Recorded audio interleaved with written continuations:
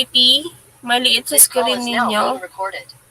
Okay. So, if ever po na maliit yung screen ninyo, lalo na sa, kung nasa phone lang kayo, nagbabrowse or nag-open ng Google Meet, you can visit our Google Classroom and then pwede nyo tingnan doon yung kopya ng PPT natin. So, which is our lesson for today is gender and social culture. So, we're going to discuss different things about family. So, for the last 2 weeks, 2 weeks pa, yung weeks before po ako mag-meeting, before ako magpa-long quiz, ayan. So, ang nangyari is, we've discussed culture and also society and also yung gender sa mga culture, no? We've already discussed kung bakit at paano nagiging social circle or tinatawag nating social construction ang gender. So with that, we're going to explore how thus the society or different agents of socialization affects gender. So paano nabubuo ang konsepto ng gender sa iba't ibang social agents of socialization. So 'di ba? Sabi ko sa inyo for the last meeting natin na isa sa mga malaking influencer ng ating gender identity is yung ating agents of socialization. So, yung agents of socializations na yun is nakakatulong sila for us to know more about specifically our gender identity. Ayan. So, konting recap muna tayo regarding gender and regarding our agents of socialization. So, kung natatandaan po ninyo, I think nasabi ko din to sa ethics. So, kung natatandaan ninyo, ano-ano yung agents of socialization. So, you may refer in using our chat box here, or you can use the raise hand feature para po sumagot. Isa lang ang kailangan ko Isa-isa lang. Okay, very good, Hannah. Sabi niya school, yes. It plays a big part sa ating pagkatao yung school since almost 1/4 or half of our life is ginugugol natin sa school.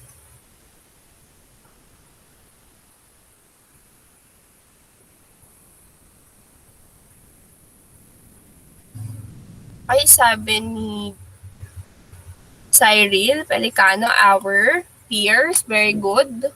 Ano pa? Church, sabi ni Hannah, very good. Okay, sabi ni Jean, family, very good. Ano pa? May kulang pa. Bukod sa school, peers, church, and family, ano pa yung mga nakaka-influence sa atin, specifically our gender identity, or formation ng gender identity natin. Bukod sa mga sinabi nila. Okay, community, like for example, what? Yung,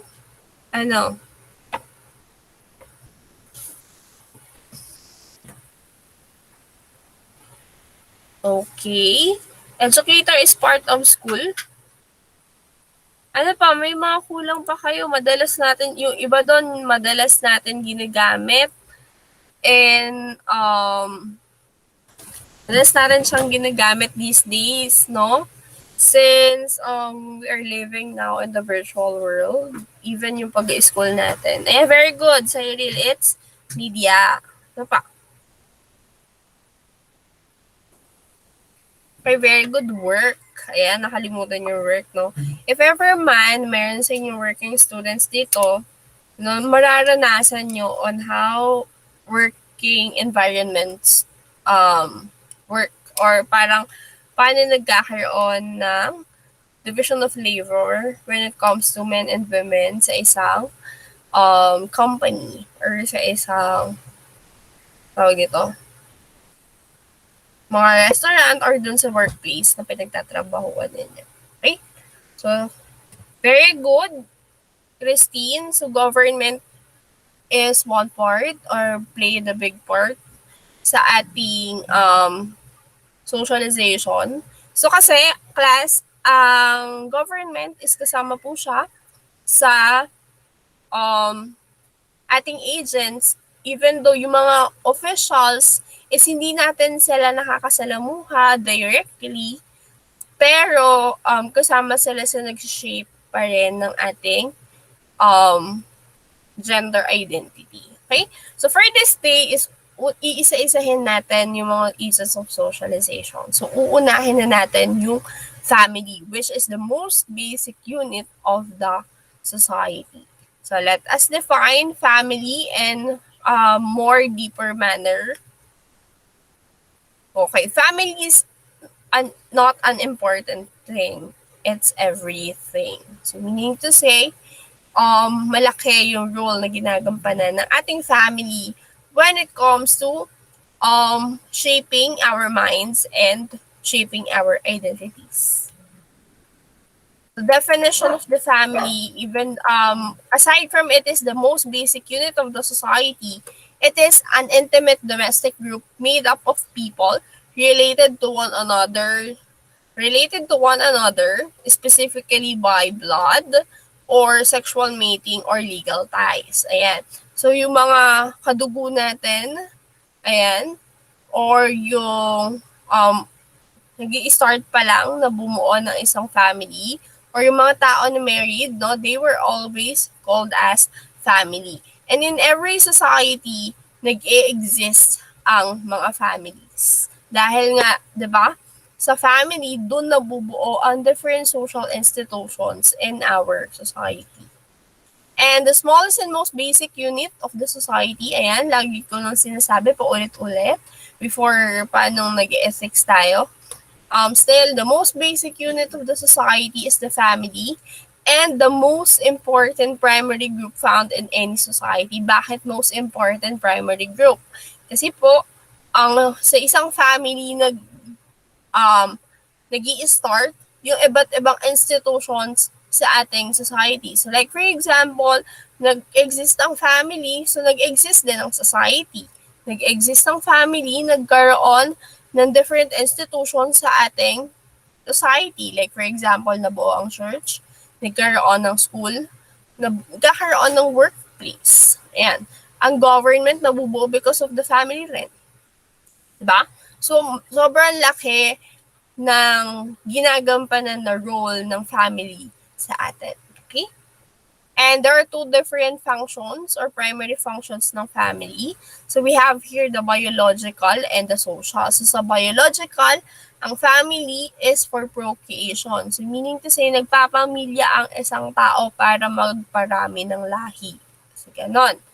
For social naman, it is socialization. So meaning to say, nabuo ang family in social function because we need each other. Sabi ko nga sa inyo nung ating mga first lesson na human beings are social creatures. So we love socializing with each other. At ang unang-una natin palaging nakakasalamuha sa ating, lalo na sa formal years natin as a person is yung ating family. Okay?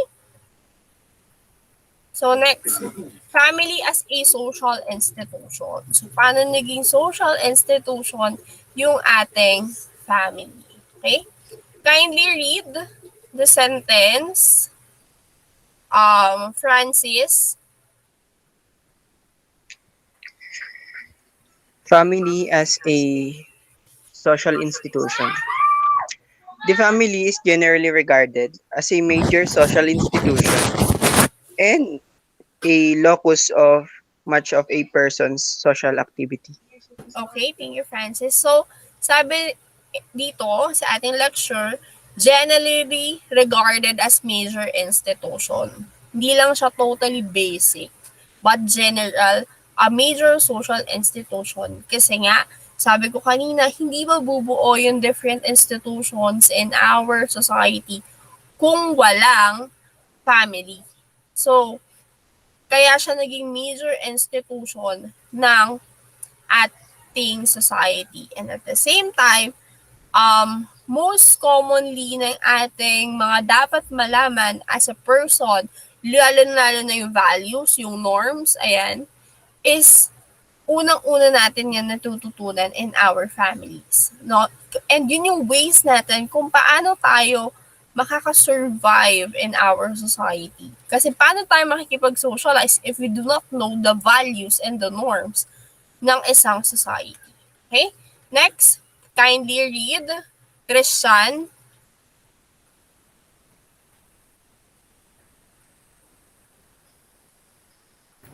Family as a social institution.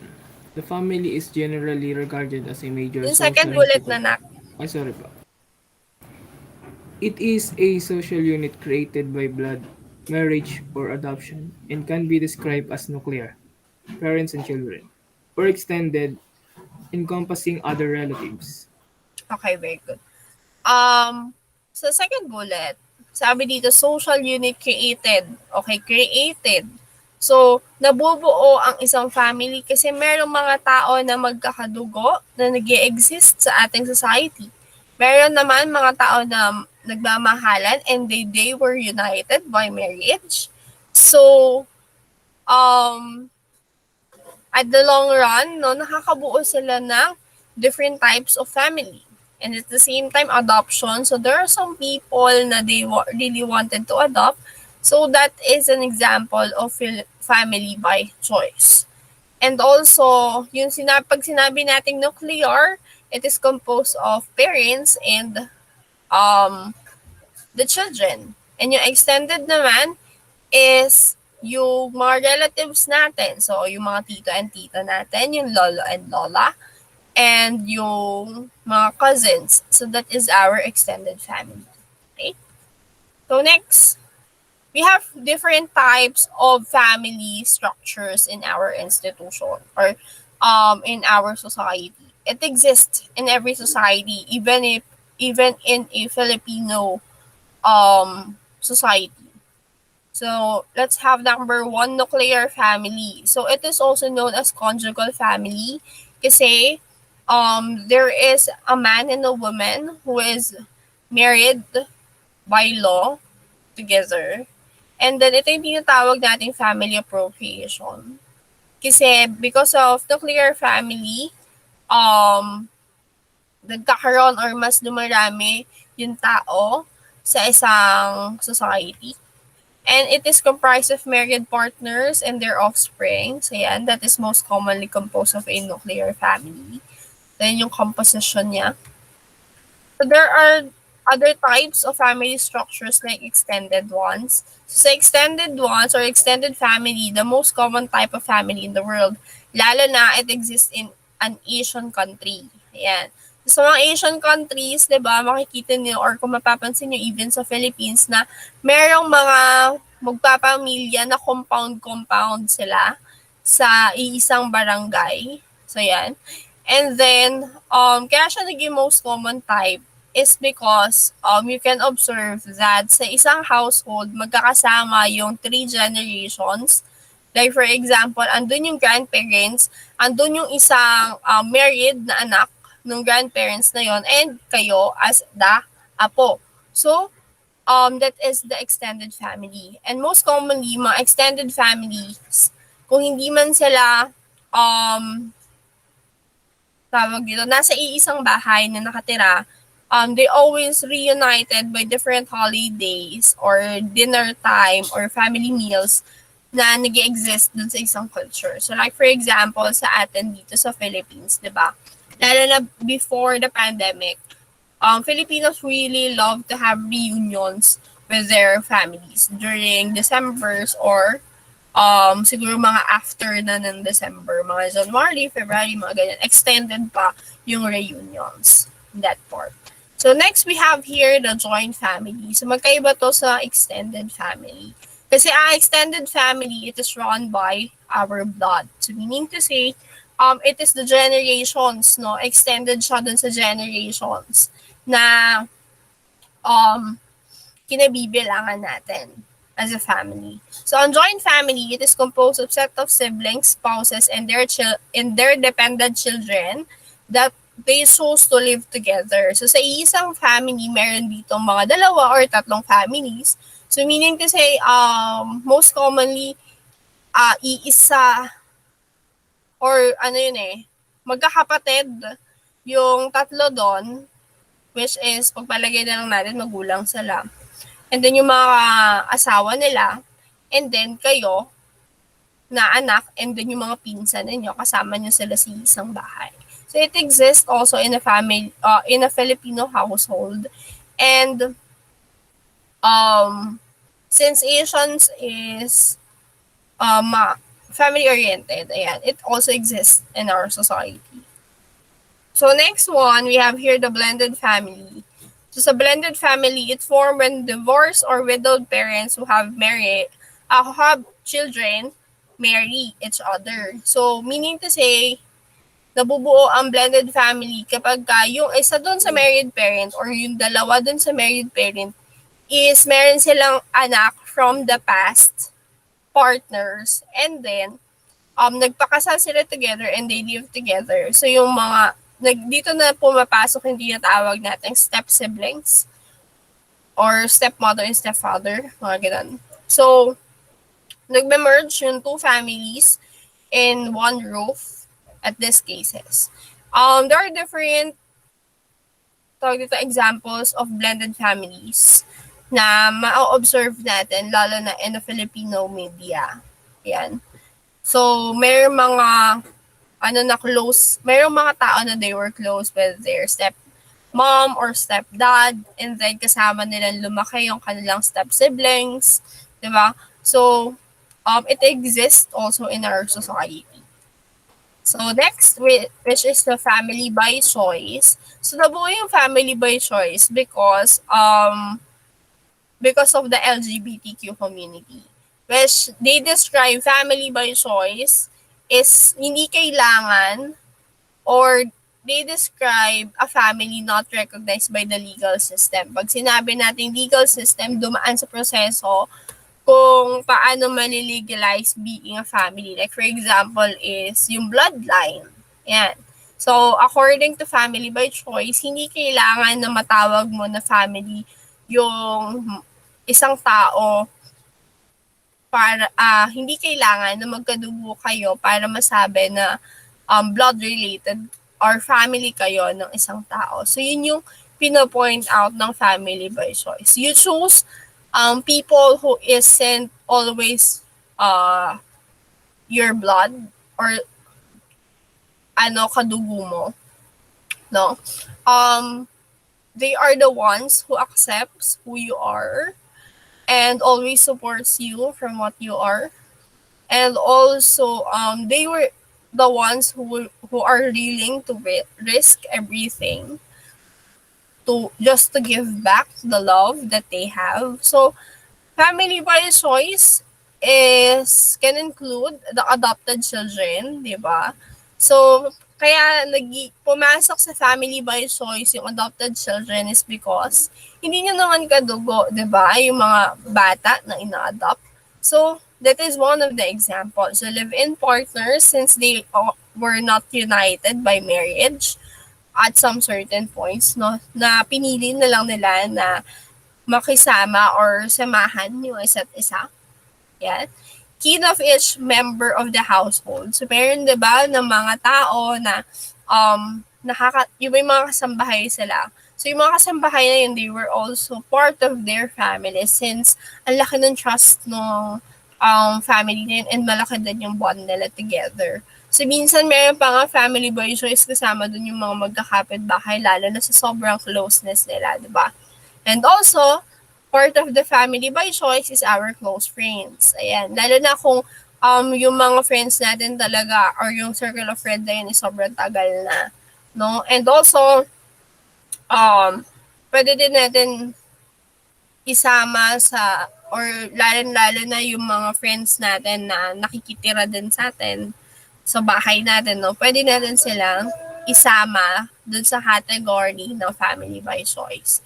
And also, family by choice is being practiced by unmarried people. Ayan. And families who move away from the consanguine family. So meaning to say, meron mga tao, di ba, na they were living in the metro, pero yung mga friends and, sorry, yung family nila is nandoon sa province. So, with that point is mas nagiging or nag-increase yung um, family by choice kasi there are some points na tawag nito, kinukup-kup sila nung family nung kanilang friend na nandito. No? And then nakikisama sila at the same time. So next, the last but not the least is a single parent. So yung mga single parent, they are the parent who cares for one or more children without assistance of the other biological parent. Ayan. So this is also increasingly common these days. Single parent families often resulted from death of a spouse, for instance, during childbirth. So lalo na sa isang mag-asawa, no, na kapag namatay yung kanilang wife, ayan, so they need to take care of their children and raise them alone. So as ang single parenthood, minsan nagiging resulta to, lalo na sa mga um, mayroong divorce na states or mga country na mayroong divorce, nagiging prominent ito. Wait lang, class ah.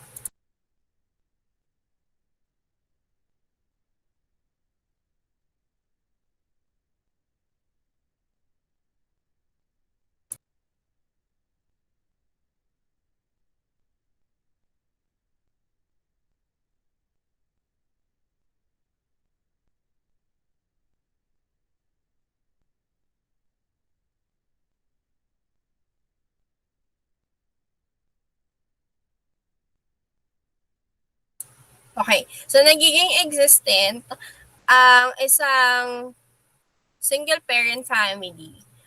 Lalo-lalo na dun sa mga countries na mayroong concept ng divorce or meron silang law regarding divorce. So, ang nangyayari dito, even though,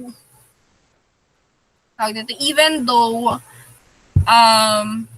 meron silang assistance or tawag nito, merong legality kung sino yung kukup-kup dun sa mga bata, 'di ba? But there are some instances na hindi na nakakapag-provide yung isa doon sa mag-asawa na nag-divorce. So, kailangan, ang nangyayari is kailangan ng erase ng mag-isa without the financial assistance, no? Isang partner or isa dun sa parent, yung kanyang mga anak. And also, sadly, sa Philippines, is nagkakaroon ng single parenthood because the two married couple or di kaya two live-in partners, hindi sila nag-work together. And then, ang nangyayari is naiiwan sa care ng isa dun sa biological parent yung mga anak. So, lalo na kapag naghihiwalay sila. Okay? And also, sadly, single parenthood can also be resulted dun sa irresponsibleness ng isa dun sa mga biological parent. Nangyayari yan in our society, sadly, class. So, those are the 6 examples of family structures. Balikan ko lang, we have the nuclear family, extended family, joint family, blended family, family by choice, and last but not the least, the single parenthood. Okay? So, always do remember those types of family structures that exist in our society. So, moving on, let us discuss the different characteristics of family. Bakit ayaw niya? Ayan. Number 1, kindly read, Honey. Maynila.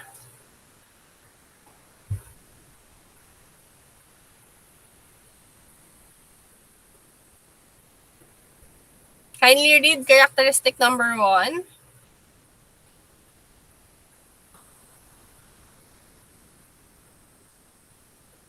Mama ko po, Wait lang po ha. Sige, Isidro. family is a universal group. It is found in some form or the other in all types of societies wherein primitive of modern. Okay, thank you. So, sabi ko nga universal group. Matatagpuan ang family even before pa, way back before na maging modern yung pamumuhay ng mga tao during the primitive period. So, yung mga nag-move forward into groups is they were families, most commonly family na maghahanap sila or magagather sila ng mga pagkain nila during the day. And then, manunuluyan sila kung saan man sila inabutan ng gabi doon sa places na they feel safe as family. So, these days, ganun din.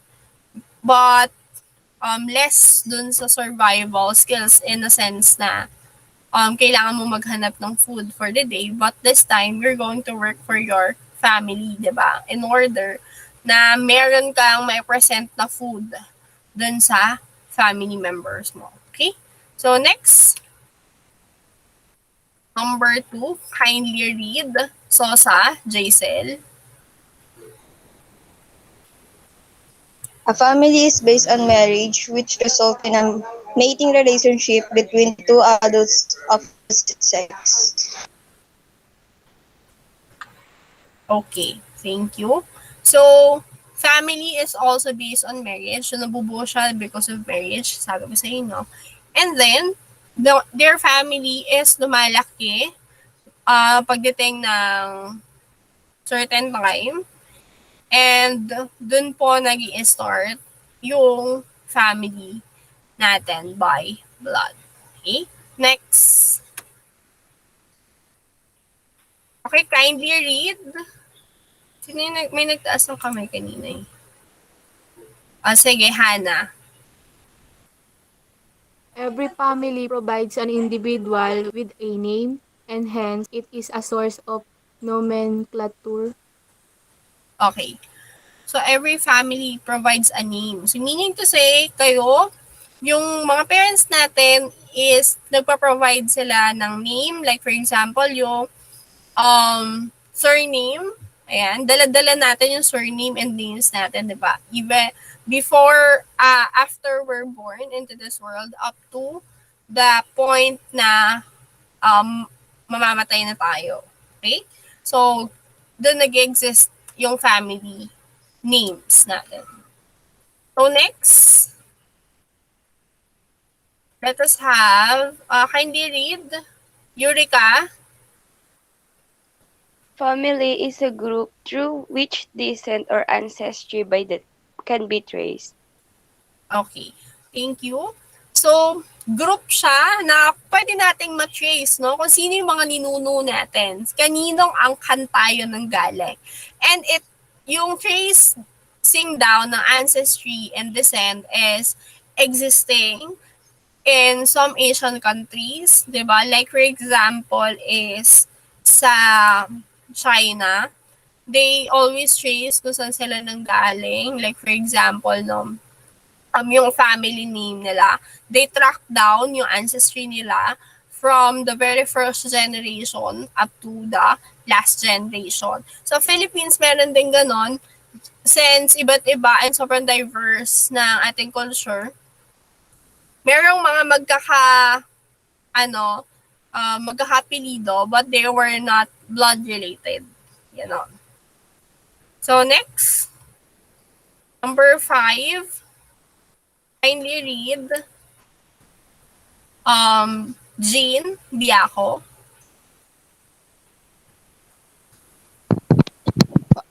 Family is the most important group in any individual's life. Okay, thank you. Important. Bakit siya naging important? Kasi yung family natin is ito yung nag-shape sa atin And sila din yung nagiging support natin in different ways. So like for example, sila yung nagiging emotional support natin, lalo na kung nahihirapan na tayo. And also, naging emotional support din natin ng family, lalo na kapag marami tayong pinagdadaanan, minsan financial pa nga, di ba? So, yan. So, next. Number 6, kindly read. Christina.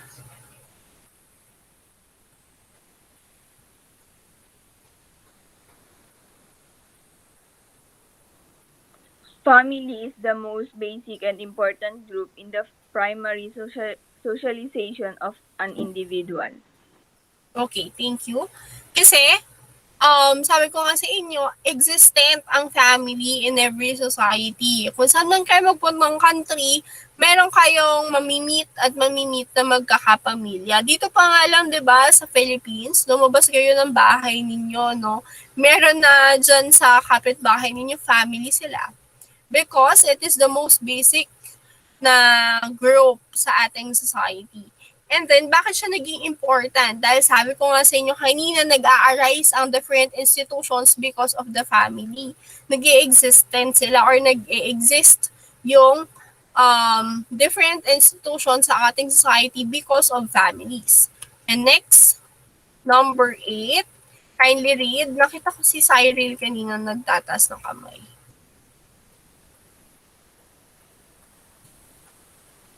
Ako po, ma'am. Okay, kindly read number 7, Cyril. A family is generally limited in size, even large, joint, and extended families. Okay, thank you. So, ang families is nag-exist siya into different sizes. So, parang t-shirt ang family. It comes from different sizes kasi nag-iiba-iba yung different numbers ng families. Merong family of 5 or composed of 5 people. Meron naman na family composed of 12 people wherein 10 yung mga anak. Minsan kasama din sa bilang yung extended families natin. Like for example, si Lolo and si Lola, si Tito at si Tita and si Mama and Papa, and also yung offspring, which is yung mga anak. Also, there are joint families na which is magkakasama yung mga tatlo or dalawang family sa iisang bahay. Okay? Next, number 8. Kindly read. Cassandra.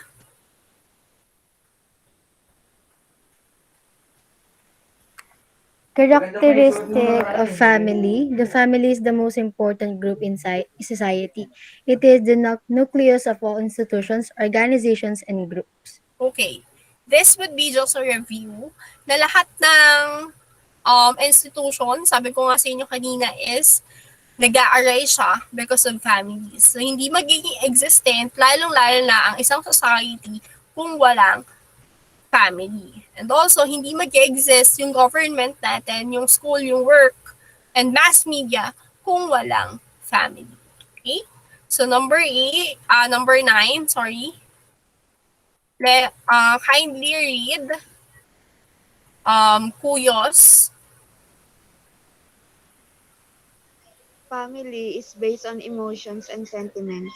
Mating, procreation, maternal and paternal devotion, love, and affection are the basis of family ties. Okay. So, there are different things na nagbabind sa ating family. So, it can be yung emotions na we shared to each other, yung love na ginigive or binibigay natin sa isa't isa. So, yun yung mga bagay na nakakapag-bond sa atin and lakas ng ating family ties together. So, wait lang po ha.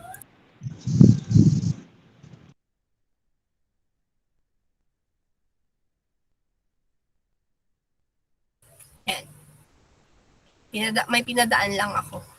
Okay, next, number 10. Kindly read Natawag ko na si Hannah, natawag ko na si Francis. O sige, Golo, Hannah Luis.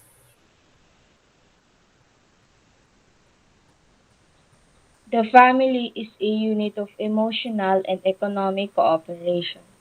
Okay. Sabi ko nga sa inyo kanina, there are different things na pwedeng makapagpabond sa ating family.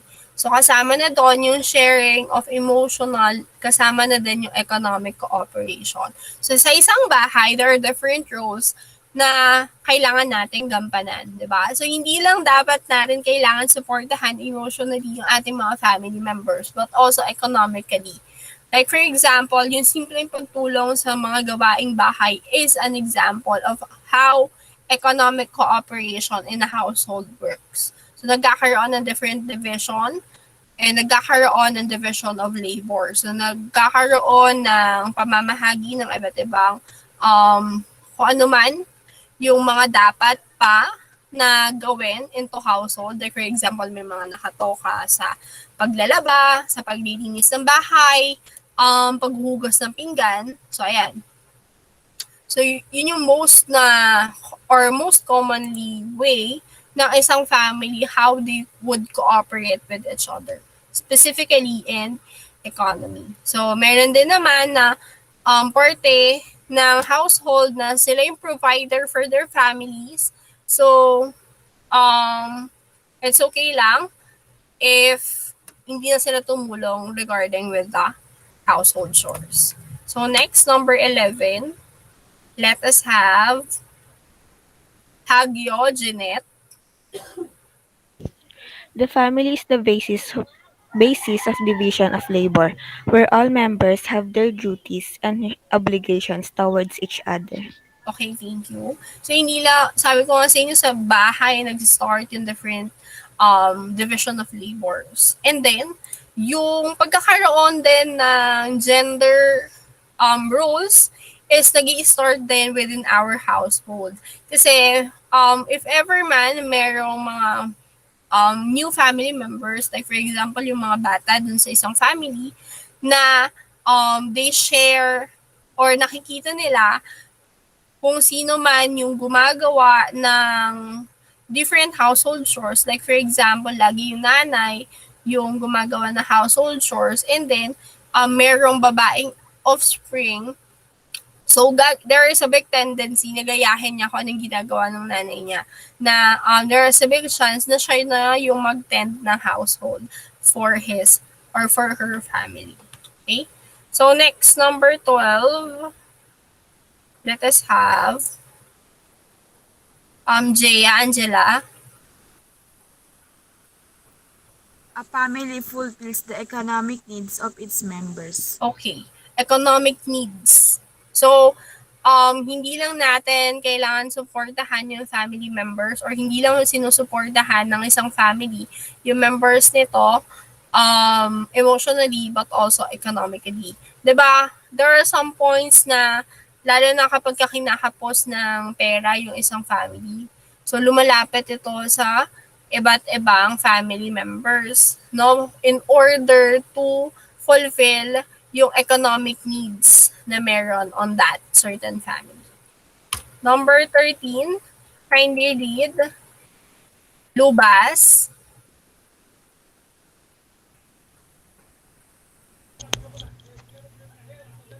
Family is traditionally responsible for the education of the children.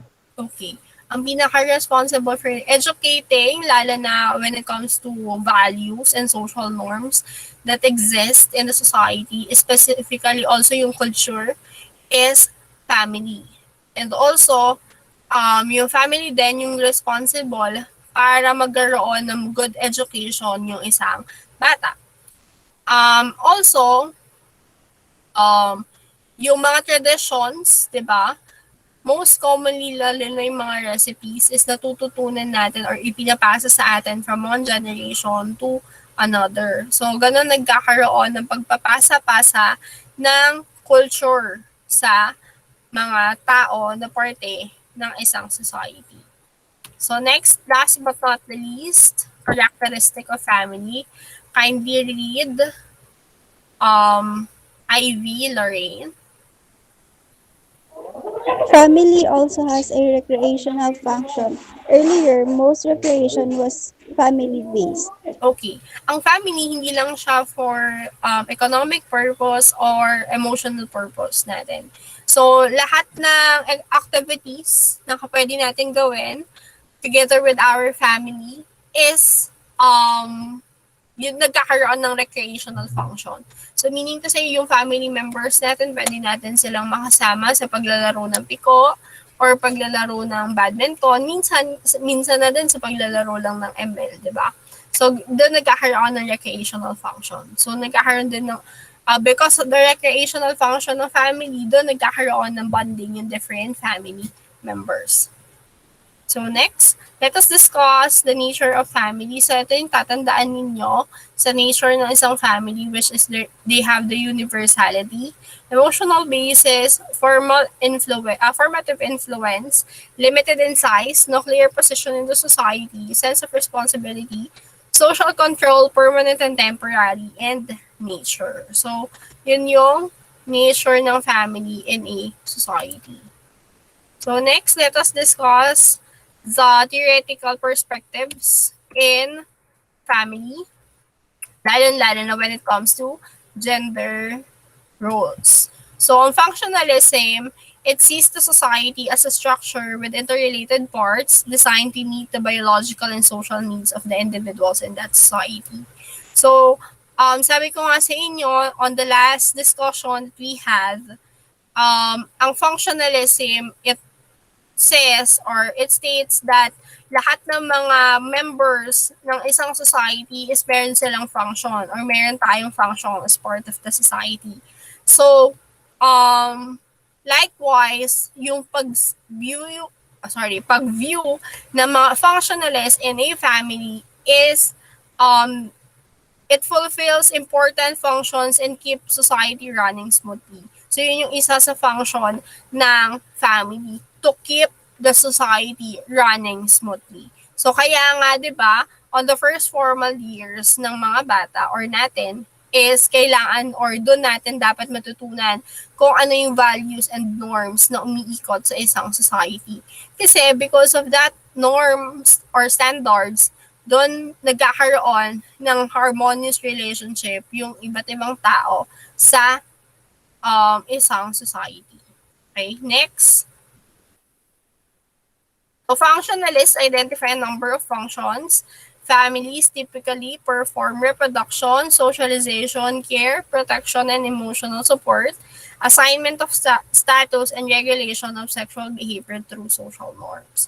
So yun yung, like for example, no, natututunan natin yung different things regarding reproduction sa family natin. So yun yung naging isa sa function ng family.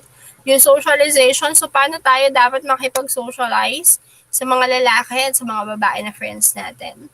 So, yung family natin, they're the ones who care for us, protect us, and gives us the emotional support. And nagkakaroon tayo ng assignment of status. So, ano nga ba yung status natin when it comes to the society? So, tayo ba ay nakakaangat sa laylayan or hindi? Regulation of sexual behavior through social norms. So, dito din na pumapasok yung how one should dress based on the gender or assigned sex at birth. And dito din natin, or because of the family, natututunan natin na we have gender role in our society as a man or a woman. So for functionalists, the family creates well-integrated members of the society by instilling the social culture into the children. So, like for example, yung pagpapalaganap ng gender roles natin when it comes to the roles of a man and a woman pagdating sa ating society is nagsisimula sa family according to functionalist theory. Kasi, yung social culture ng isang society is naipapass down siya through the family, no? And then yung family yung nagtuturo nun dun sa mga bagong members no family or dun sa children na nag-e-exist. So next, si Radcliffe Brown, he proposed that most stateless or primitive societies that lack strong centralized institutions are based on an association of corporate descent group. So meaning to say, yung mga institution during the primitive period is wala sila gaanong bond with each other. So that's why yung mga family na kasama dun sa mga different social groups existing before is nabubuwag sila. Okay? So, kasi wala silang strong bond together. So, sabi ko nga sa functionalist is ang society is merong sa isang society, we have different function. Specifically, a family has a function in regulating the gender roles within the society. So, ito pa yung functions ng family according to functionalism. So, instill cultures to the new members. So, kasama na doon yung gender roles that exist in that society. So, provides important ascribed statuses such as social class, ethnicity to the new members. So, it gives us the identity, or family also gives us the identity that we should have or we should possess in a society. And then, family gives individual property rights and also affords the assignment and maintenance of kinship order. So, sila din yung responsible for us to survive in a society. And also, families offer material and emotional security and provides care and support for the individuals who need cares. Specifically, yung mga members ng ating family na bata pa. Okay? So next, we have here the symbolic interactionism. The symbolic interactionism, lahat ng mga bagay sa isang kultura or sa isang society has to be interacted with or interactive with each other. So sa symbolic interactionism, it sees that or it view that ang isang family daw, family as a site of social reproduction, where meanings and are negotiated and maintained by family members. So how are we going to communicate dun sa outside world is dahil siya sa family natin. So, meaning to say, nalalaman natin kung ano yung role natin as a person and also kung ano ba yung role natin as a member of the society because of our family. Okay? So, yung role-taking, ito yung tinatawag nating key mechanism when it comes to communicating with the people. Kasi sa role-taking, dito natututunan or dito natututunan kung paano mag-assume ng gender roles na nag-exist sa ating society. So like for example, yung paglalaro ng house or bahay-bahayan. So yan, di ba, kung mapapansin niyo sa mga bata, nagdidagayan nila kung ano yung most commonly na naka-assign na task sa mga babae or sa nanay sa isang household. So meaning to say,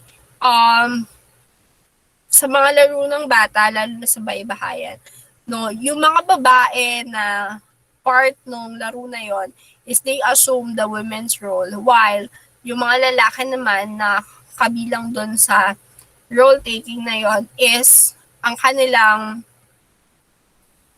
tawag dito, ang kanilang point of view or yung kanilang role na tinitake doon sa laro na yon is mostly panlalaki din. Like for example, yung mga bata, mahilig silang gumawa ng mga scenarios eh.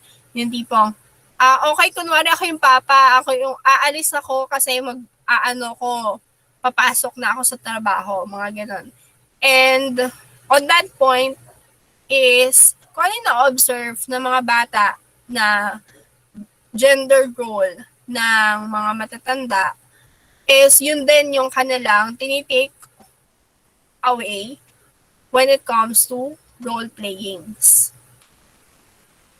So next one, para sa mga symbolic interactionists, gusto nilang ine-explore yung meaning na naka-attach sa isang family. Since ang definitions or yung different types ng family sa ating society is nag-iiba-iba siya through time. And also, yun yung gustong i-explore ng mga symbolic interactionists na paano nagkakaroon ng meaning ang isang family sa isang individual. So, ano yung meaning ng isang bagay sa isang individual or isang family sa isang individual. And also, yung mga symbolic interactionist theories, ayan, they argue that shared activities help to build emotional bonds and that marriage and family relationship are based on negotiated things.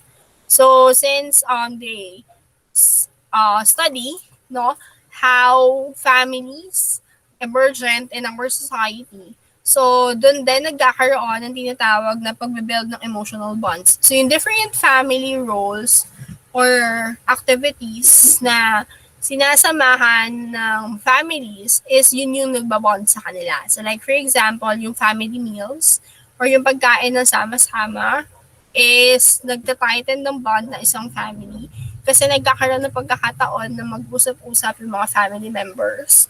And also, ano pa ba? Yung school, yung mga family day, di ba? Sa mga schools, yun din yung isa sa nagbibigay ng pagkakataon no, to bond with, to have a bonding between families. So as, yung mga family holidays or yung mga holidays sa Philippines, sobrang dami nun, no? Yun din yung nagbibigay daan for a family to have, or to build, sorry, to build emotional bond together. So, para magkaroon sila ng bonding pa with the different family members. So it emphasizes that families reinforce and rejuvenate bonds through symbolic rituals such as family meals and holidays. Ito na po yung nasabi ko.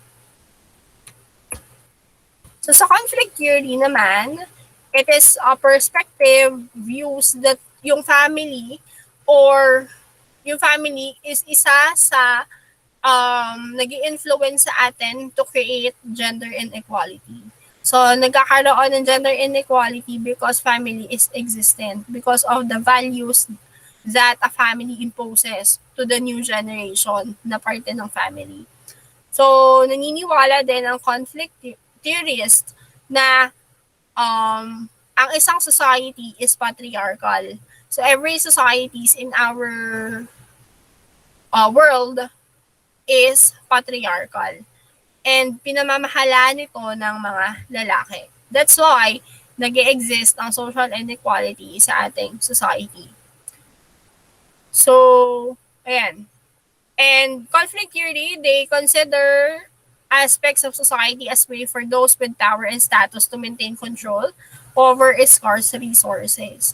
So, kung sino man yung nakakaangat-angat sa social status ng isang bansa or ng isang society. So, they have the greater impact to create and maintain yung control nila over the scarce resources. So, like, for example, the manpower. Imbes na mag-hire sila ng other employees, bibigyan na lang nila ng other na task pa yung mga employees na na-hire na nila just to para lang makatipid dun sa pagpapasahod ng isang tao. And then, family works toward the continuance of social inequality. Kasi nga, sabi ko sa inyo kanina, di ba napapasa-pasa yung values and social norms with each other. So, ang pinoportray ng conflict theory is yung family daw yung responsible. Kaya nagkakaroon ng tinatawag na conflicts among the members of the society. And then, sila din or yung family din, yung may reason kung paano at bakit nagkakaroon ng status quo. Meaning to say, yung family, yung nag-i-impose sa atin ng social arrangement na mas mataas yung kakayahan ng mga lalaki kesa sa babae. And then, yun yung nag-aalaw sa mga lalaki to maintain their position of power. So that is one reason why feminist perspective is created. So, ang feminist perspective, it came from feminism, which is a broad term that results for the several historical social movements. So, meaning to say, yung historical social movements na yon, ang aim nila is mabigyan ng pantay na karapatan when it comes to economy, political, and social rights yung mga babae. And also, feminists view as family as the historical institution that has maintained and perpetuated sexual inequalities. So yun, same as sa paniniwala ng conflict theory. But, ang pinoportray ng feminist perspective is that um, kailangan nating mag-focus on the legal equality. Na hindi porket yung mga babae is they manage the household, wala na silang karapatan para bumoto, magkaroon ng good education, ng employment, and marriage laws, and at the same time, right of intelligence for white middle-class women. So, yan. Wala na, parang, yung first wave ng feminism, ito yung nagbigay daan or kamulatan sa mga babae na hindi porket kayo ang nagmamanage ng ating household is dyan na lang kayo sa household. No, meron pa kayong kakayahan to contribute in the different aspects of our society. So next, ang second wave naman ng feminism is ang kanilang aim or goal is to seek equality in family, employment, reproductive rights, and sexuality. Okay? So, magkaroon ng equality between men and women in the society. With that, let us discuss the gender equality in family. So, lahat ng bagay, like for example, the values and the social norms is nag-i-start sa family.